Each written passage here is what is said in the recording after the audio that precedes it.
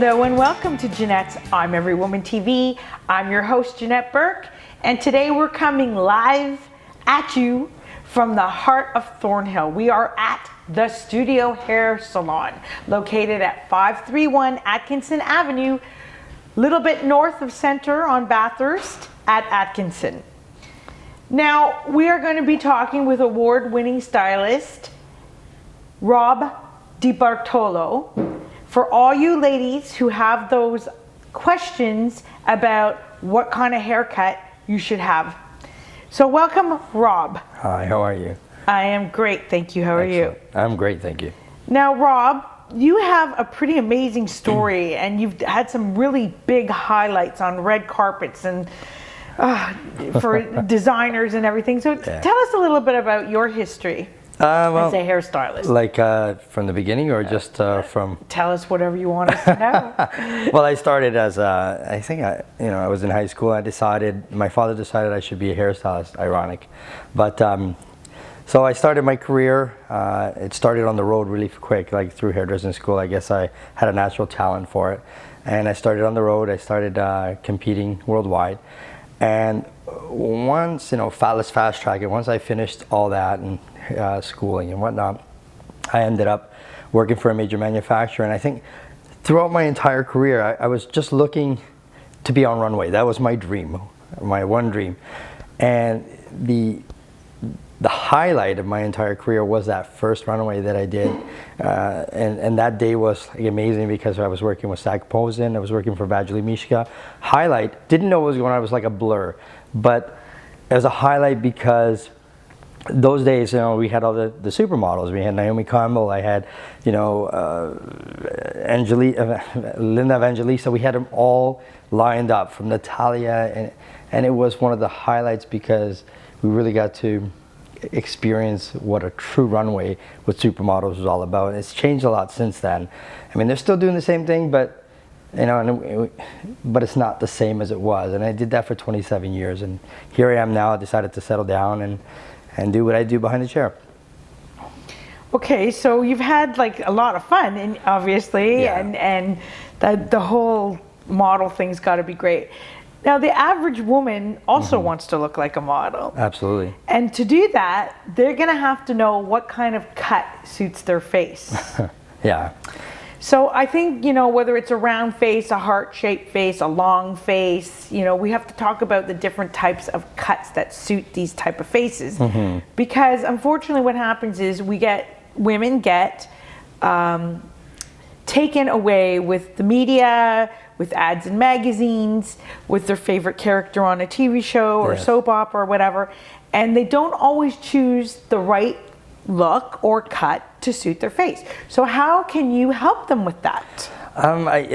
You're absolutely correct. I mean, the face shapes are the catalyst to what we do. I mean, like, hair is not just the art of just cutting and you develop a style as it goes. It's more than that. It's an actual architecture. It's an architecture piece if you want to think about it. I mean, the face shapes are the catalyst. What do we do? A lot of times, like with makeup, you can alter a face shape in a sense that if someone's good enough in applying their makeup properly, like to slim the face or to make it wider looking, then any hairstyle can follow on that. But of course, with the simplicities of hairstyling, we can alter a face shape, and you said it earlier, yes, haircuts will alter a face shape. And what do? We'll either put softness. If it's a round face, we want to soften around to narrow it down. If we want to see a slender, long face, we're going to pull hair away from the face, of course, and lower the top, so this way we can bring it down. A heart-shaped face, again, we may put some bangs, again, a little bit of softness to the front. So absolutely, it's very important for a cut to be designed and customized to every single woman or man, for that matter, that it will make them look beautiful. And it's all about, for women, what I've noticed over the years, especially working on the runways and working for major manufacturers, is that all they truly want to do is look beautiful, sexy, and adored.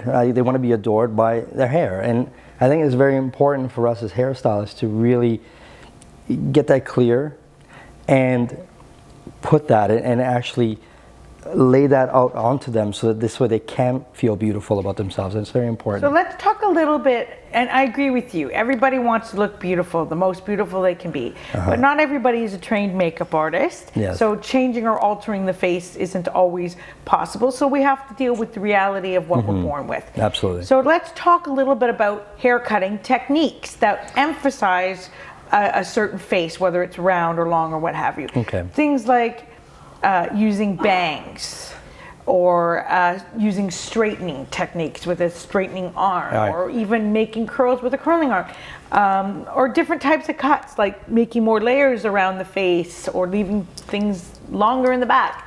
Let's talk a little bit about that and who's that suited to. All right. Well, bangs, of course, like any technique, whether it become like a hot iron or hot tool device that curls, straightens, or just gives volume. What's amazing about those, and what's happening with the industry a little bit right now, is that what I've noticed is a lot of hot styling tools are back. I mean, I'm so used to them because that's all we did on the runways, is use hot styling tools to make sure the hair was set and looked right. So in hot styling tools, when you're creating curls to create a nice voluptuous look, absolutely, you can use a flat iron for that. You can use a curling iron, and there's some techniques. I mean, if anybody is to sit in my chair, I actually just explain all that on how to create those different shapes and different looks for hot styling tools, creating curls and straightening. When it comes to the cutting aspect of hair, where let's say we have bangs and we have like shattered pieces through the front, or sometimes we have spiky looks, what I find, like in techniques, they all have to vary from style to style. You can't just go in and say, you know what, today I feel like shattering some hair, so I'm going to shatter everyone's hair. It doesn't work like that. You have to look at it almost as a garment. Like if I can explain it yes, to you. Of course, we're a woman's show. We understand garments. Yes. So what I'm trying to get to is that it's like a garment. When you sew or cut a pattern and then go to sew it, everybody's not cookie cut because everybody's different size. So what ends up happening is the same with hairstyling. When it comes to hairstyling or hair cutting, it's not cookie cut. It is addressed to the individual. So if on that individual we need to create some texture, yes, I may drop bangs down. I may even cut underneath so that this way we get the softness underneath and still maintain the length on the top. What I'm finding a lot with women is that they love long, voluptuous hair. But at times, even though we have the long, soft, voluptuous hair, we do have to create some texture on the inside. And how I can almost correlate it to is almost like when working with wigs. When you're working with wigs, because they're so, they're created so artificially, we have to create the softness. So what do? We go underneath, create softness so it looks very natural. It's the same thing that happens when we're cutting, or if I'm addressing a head of hair, or anybody that's been taught alongside me, if they're addressing a head of hair, they're going to address it that way, where they create softness where it's necessary and leave hard lines where it's necessary to create beautiful hairstyle. Now, do you subscribe to the theory that after a certain age, a woman should not have long hair? They should go shorter and shorter and shorter. Oh my God, that cliche. Absolutely not. I believe that if a woman can pull it off with personality, with confidence, there are no lines. Meaning, there are no limits. You don't go short just because someone just turned 50 or 60 or 70. That doesn't exist. You don't go gray because you turned 80. You don't do that.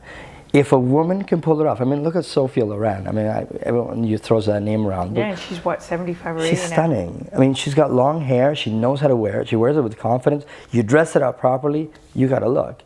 But if you go with the notion that you have to cut someone's hair, it's going to be a really boring latter years for me when we turn 60 and all of a sudden everybody's got short hair. But It'll be the most boring thing on earth. What happens is people want a radical change, Yeah. and they think they have to go radical to get it. So they go from the voluptuous long hair to something, really short and tapered, almost like a 1920s style, just to shock and go radical on people.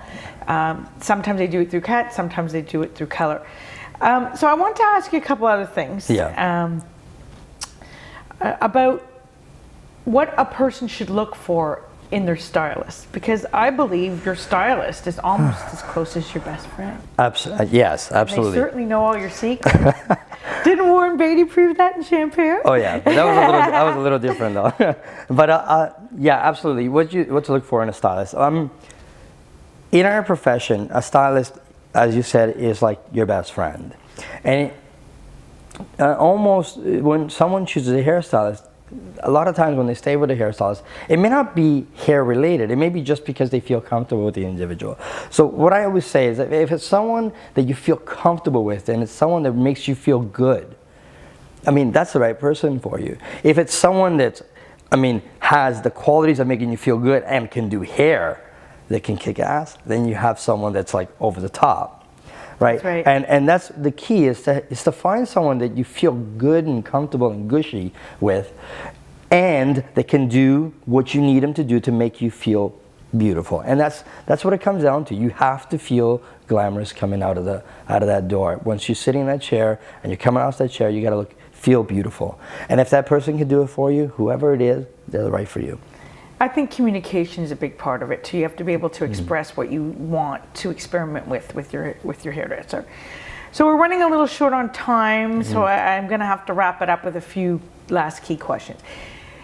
The one question that I think is very important is about maintaining cuts. Yes. How does one maintain a haircut?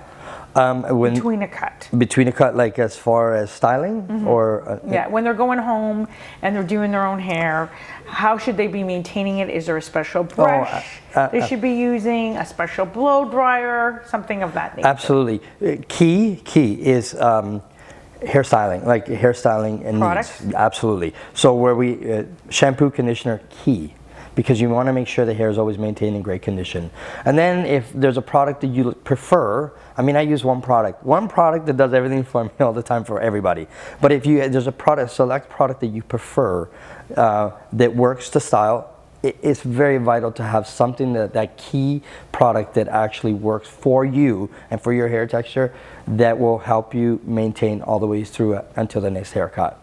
And the styling tool investment, I mean, obviously you should have a good brush. Do you need a round brush? Do you need a square brush? Do you need a hair blow dryer plus a regular curling iron and a straightening iron? Like, you know, where can we cut costs? What do we really need? As far as arsenal for home care, a great round brush, very size. I would have two sizes for home. I'd have a great paddle brush, just kind of brush the hair all through to get it absolutely, so it's nice and healthy all the time. Blow dryer. The mistake that a lot of people make with a blow dryer is they buy a blow dryer because they need a lot of power, and you don't need a lot of power in a blow dryer.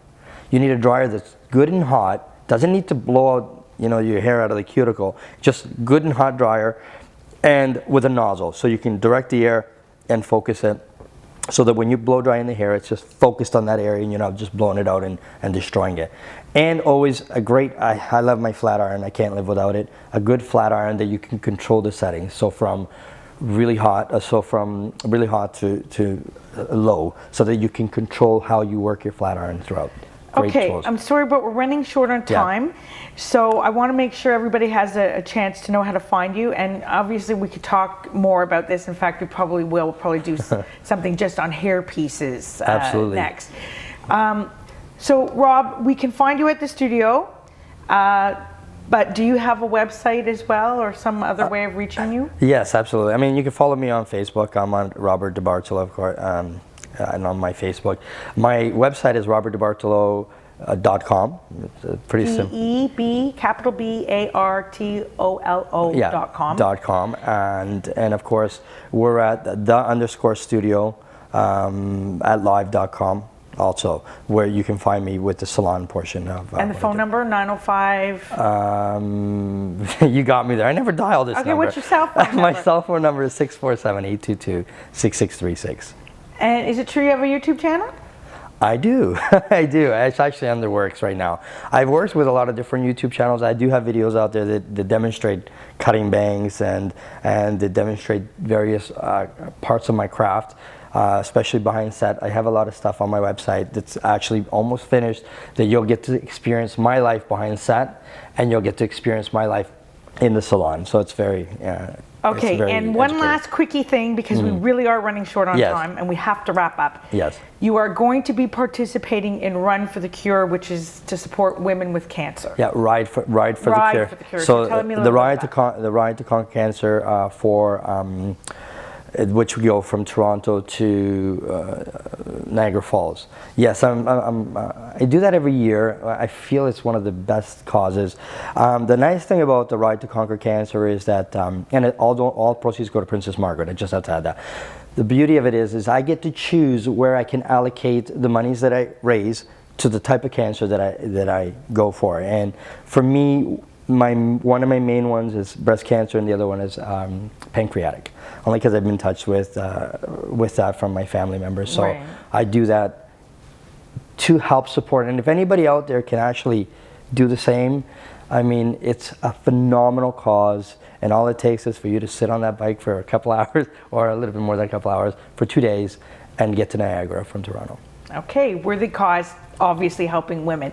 Thank you so much. We've run way over time today. My apologies. And we want to thank you for being with us. We know that this has provided you with a lot of information about cutting your hair and creating a look on your hair with a cut that suits your face, whether it's round or long or heart-shaped or what have you. So until next time, I want you to continue to be fabulous, and please like, share, and follow us on Facebook, LinkedIn, Twitter, Pinterest, you name it, #Janette's I'm Every Woman TV.